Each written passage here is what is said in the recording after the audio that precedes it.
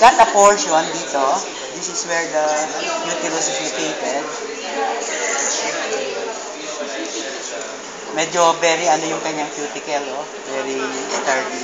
Sir, di pwede na talaga kami kumain ng dinuguan? Pwede, luto na yun eh. Yeah.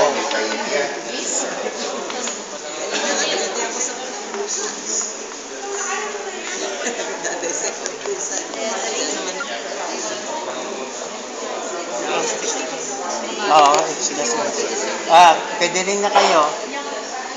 Girl.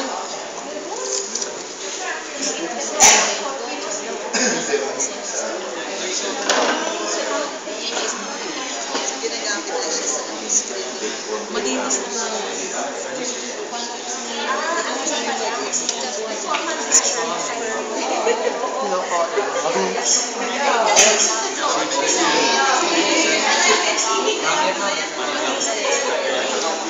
Volume pa.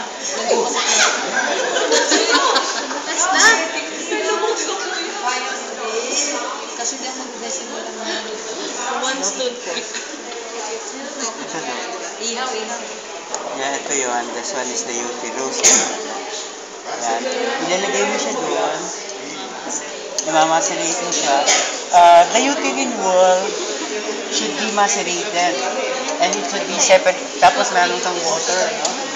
Water. Ito yung